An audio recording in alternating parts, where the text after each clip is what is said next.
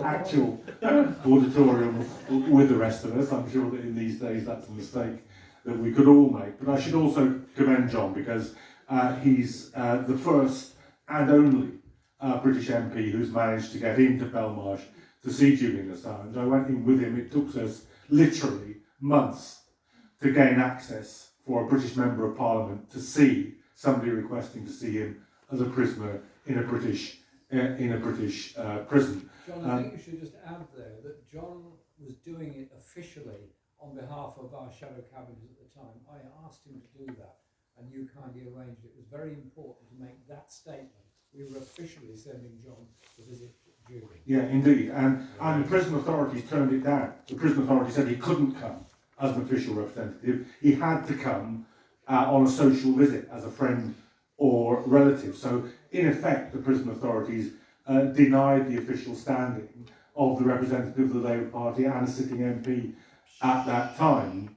Usually John McDonnell and I race to make the joke that we're the only people who actually broken in to Belmarsh, but that's exactly how hard it is in this case. None of the normal rules apply. So, yeah, I think it would be wrong to assume that we're up against a solid wall. This case is enormously controversial, not only because of the obvious reasons that Julian is currently imprisoned, almost 3 years in prison without being sentenced to anything, facing 175 years for publishing evidence of war crimes. Not just because of that, but because this case in itself corrupts the institutions that are engaging in it. It is an exponent of the debasement of international law, of the safeguards that we had and lost after 9/11, and the solidification of that impoverishment. And not only that, when Julian first published these publications in 2010, we had stronger rights than we have now. States are far more powerful than they were 10 years ago. There's a consolidation of power and of those in power to further encroach on our rights. And Julian's persecution and prosecution is a pivotal moment in that process. This is not just the free press case of the century, it is much more than that. There are all our rights are attached to the ability of the press to publish freely, of free speech, of the ability to publish the truth without being punished over it.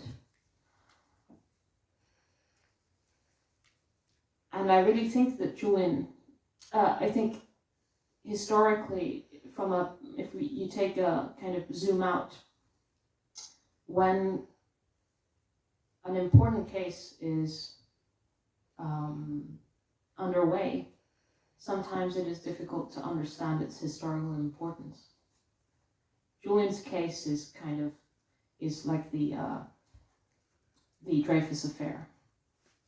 But the Dreyfus affair took, I think, a decade. It developed over a long period of time. By the end of it, everyone was on the same page. But I think it's a lot like that. And Julian is seen over the world as basically a modern day Solzhenitsyn. This case is incredibly significant.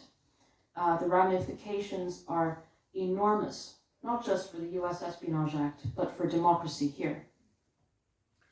Thanks for that. Now, I know we've got one more question that's come in online, so let's just take that and then I'll come back to our panellists to sum up their thoughts on the discussion.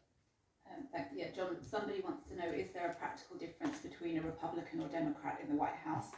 And how would that affect extradition attempts? And if Julian were to be extradited, could we expect a transparent trial, or would it be held behind closed doors? Okay, thanks very much. Now, in terms of responding to the whole discussion and indeed to those questions, I'm going to give our panellists the last chance to sum up the meeting. So if we could start with Deepa and then we'll move on. Thanks, John. I wanted to pick up on a couple of questions earlier. One about the Ecuadorian embassy and whether that extraction was legal, and also about Julian's treatment, but also to pick up on a broader point that I'll make. The first is that when Julian was in Wandsworth prison, he broke a tooth because of an unidentified hard object in his food. While he was in the Ecuadorian embassy, Julian needed to have root canal treatment. And you can imagine what it's like to have a broken tooth and a broken root and pain. And Julian was not allowed to come out of the embassy to have medical treatment for the tooth, despite that and another shoulder injury for which the Ecuadorian consul asked permission for him to be taken to a medical facility where they needed an MRI, etc., etc. So that is symbolic of the torture that Julian has experienced. It is also part of the same process where somebody else asked about the treatment in relation to Australia. And Australia wants to treat him like as somebody said, like a backpacker in Bali who needs consular assistance, rather than understand and recognize and deal with things with the gravitas of the case as it is now. But people like Andrew Wilkie and Australia's Deputy Premier George Christensen have come out publicly in support of Julian, and the tide is turning in that sense. And we have to recognise that the work of the Committee to Defend Julian Assange, John's Don't Extradite Assange official campaigners all over the world, is making a difference. But that difference can only, there is the build-up now to a critical mass where we have the People's Prime Minister who is on our side. And so we need to use that to make sure that the torture at Guantanamo was illegal and cannot be made legal. The torture of Julian Assange is illegal and continues, and it's continuing in Belmarsh every day. It's continuing with us, for me as a legal observer, and I'm not speaking on behalf of the Holiday Inn, but this is just a statement of fact. It was difficult as a legal observer to get into the Old Bailey. I was forced to queue at 3 and 4 in the morning with the help of some of colleagues here who allowed me to go and have a restroom break in order to be able to get into the building. Australia was reserved 3 seats out of the 5 seats available in the public gallery. For the first part of the day, we weren't even allowed in. Those seats were never used through the extradition hearings in September. All through the case, there is clear evidence of judicial bias, whether it is Judge Snow coming out and saying, Julian says not guilty, and he says you're an narcissist.